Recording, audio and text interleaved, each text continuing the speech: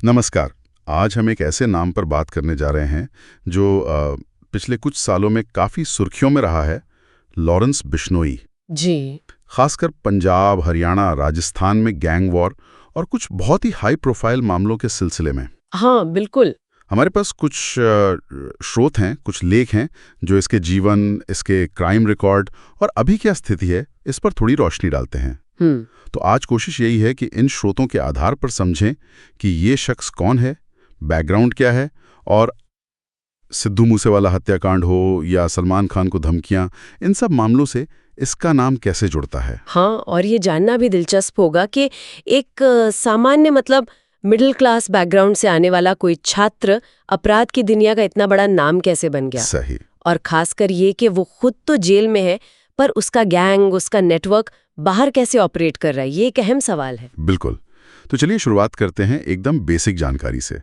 जन्म इसका 1992 का है, पंजाब के अबोहर में। अच्छा। पिता सरकारी कर्मचारी थे, पटवारी। तो एक साधारण मध्यवर्गीय माहौल कह सकते हैं। स्कूलिंग अबोहर से ही हुई, फिर वो चंडीगढ़ चला गया, डीएवी कॉलेज, फिर पंजाब यूनिवर्सिटी, और वहीं पर छात्र राजनीति में एंट्री हुई। SOP, Students Organisation of Punjab University. हाँ, एसओपी। और यहीं से, जैसा कि अक्सर होता है, छात्र राजनीति के साथ साथ अपराध की तरफ झुकाव भी शायद शुरू हुआ। मतलब यहीं से शुरुआत हुई। स्रोत तो यही बताते हैं कि 2010 के आसपास से ही, मतलब कॉलेज के दिनों से ही अवैध हथियार रखना, डराना, धमकाना, फिरौती मांगना, ऐसे मामलों में नाम आने लगा था। अच्छा। तो वो छात्र नेता वाली छवि के पीछे एक दूसरी तस्वीर भी बन रही थी। फिर आते हैं उस केस पर जिसने शायद इसे सबसे ज्यादा चर्चा में ला दिया, सिद्धू मूसेवाला हत्याकांड। हाँ, 29 मई 2022 पंजाब का मानसा जिला, दिन दहाड़े सिंगर सिद्धू मूसेवाला की हत्या। और हत्या के कुछ ही घंटों बाद कनाडा में बैठे गोल्डी बराड़ ने फेसबुक पर जिम्मेदारी ले ली। जी, और साफ तौर पर कहा कि ये लॉरेंस बिश्नोई गैंग का काम है। पुरानी रंजिश का बदला बताया गया। हाँ, जांच में भी यही बात सामने आई कि प्लानिंग लॉरेंस के गैंग ने ही की थी। लेकिन जो सबसे चौंकाने वाली बात थी वो ये कि इस हत्याकांड के समय लॉरेंस बिश्नोई दिल्ली की तिहाड़ जेल में बंद था। यही तो, मतलब जेल में बैठकर इतनी बड़ी वारदात को अंजाम देना, ये कैसे मुमकिन होता है? ये दिखाता है कि फिजिकल कैद शायद अब ऑपरेशनल कंट्रोल का अंत नहीं है। टेक्नोलॉजी है, बाहर वफादार साथी हैं। स्रोत सीधे तौर पर तो नहीं बताते कि कैसे कम्युनिकेशन होता है, लेकिन इशारा यही है कि अवैध तरीकों से मोबाइल फोन का इस्तेमाल और बाहर एक मजबूत नेटवर्क। यही कुंजी है। जेल के अंदर से निर्देश और बाहर अमल। बिल्कुल। ये संगठित अपराध का एक मॉडर्न चेहरा है शायद। और दूसरा बड़ा मामला जो लगातार चर्चा में रहा वो है सलमान खान से जुड़ा हुआ। हाँ, ये कहानी थोड़ी पुरानी है। लॉरेंस जो है वो बिश्नोई समाज से आता है और ये समाज काले हिरण को बहुत पवित्र मानता है, पूजनीय मानता है। और सलमान खान पर 1988 में जोधपुर में काले हिरण के शिकार का आरोप लगा था। जी, तो उसी वजह से लॉरेंस और उसका समाज, ऐसा कहा जाता है, सलमान खान से बेहद नाराज है। उसने खुलेआम धमकी भी दिया ना? हाँ, कई बार। स्रोतों में जिक्र आता है कि उसने कहा उसका घमंड तोड़ देंगे। और सिर्फ कहा ही नहीं, 2022 से 2024 के बीच कई कोशिशें भी हुई। जैसे कि सलमान के घर की रेकी की गई, धमकी भरे खत भेजे गए, यहाँ तक कि उनके घर के बाहर फायरिंग की घटना भी हुई।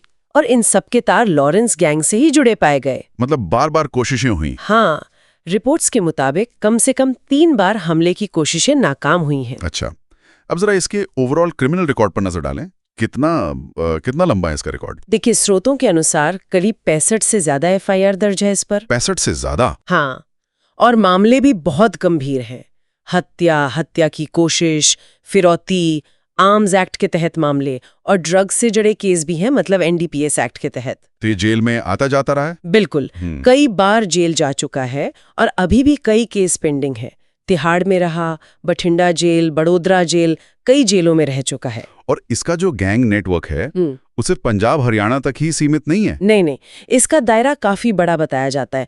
पंजाब, हरियाणा, राजस्थान, दिल्ली तो है ही, इसके अलावा कनाडा और दुबई जैसे देशों तक कनेक्शन होने की बात सामने आती है। और इसके साथी कौन है? कुछ बड़े नाम जुड़े हैं इससे? हाँ, गोल्डी बराड़ का नाम तो बार बार आता ही है, जो कनाडा में बताया जाता है। इसके अलावा काला जठेड़ी, संपत नेहरा, ये कुछ नाम हैं जो इसके प्रमुख सहयोगी माने जाते हैं। और ये लोग सोशल मीडिया का भी इस्तेमाल करते हैं? हाँ, ये भी एक अहम बात है। फेसबुक का इस्तेमाल धमकियां देने, अपनी बात रखने या अपनी मौजूदगी जताने के लिए काफी करते रहे हैं। अच्छा, हाँ। तो अभी क्या स्थिति है 2025 के हिसाब से, क्या जानकारी है? अभी भी जहां तक स्रोतों से पता चलता है, लॉरेंस तिहाड़ जेल में ही बंद है, लेकिन जैसा हमने पहले भी कहा, उसका नेटवर्क एक्टिव माना जाता है। सरकार ने कुछ कड़े कदम उठाए। हाँ, उस पर NSA यानी नेशनल सिक्योरिटी एक्ट, राष्ट्रीय सुरक्षा कानून के तहत कार्रवाई की गई है। ये काफी कड़ा कानून है। और जो उसके सहयोगी बाहर हैं, जैसे गोल्डी बराड़, उसके खिलाफ इंटरपोल का रेड कॉर्नर नोटिस जारी है। मतलब अंतर्राष्ट्रीय स्तर पर उसकी तलाश है।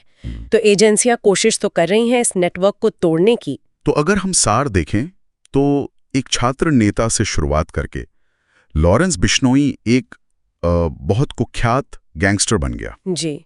सिद्धू मूसेवाला हत्याकांड, सलमान खान को धमकियां, इन सब बड़े मामलों में उसका नाम आया। और सबसे बड़ी बात, जेल में रहते हुए भी उसका नेटवर्क एक्टिव है, कई राज्यों और देशों में फैला हुआ है। बिल्कुल।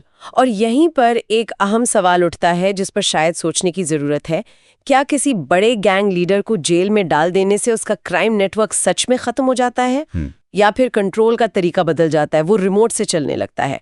ये जो नए तरीके के संगठित अपराध नेटवर्क है, ये हमारी कानून व्यवस्था और समाज के लिए किस तरह की एक लॉन्ग टर्म चुनौती पेश करते हैं? ये वाकई एक बड़ा सवाल है। हाँ, इस पे विचार करना बहुत जरूरी है।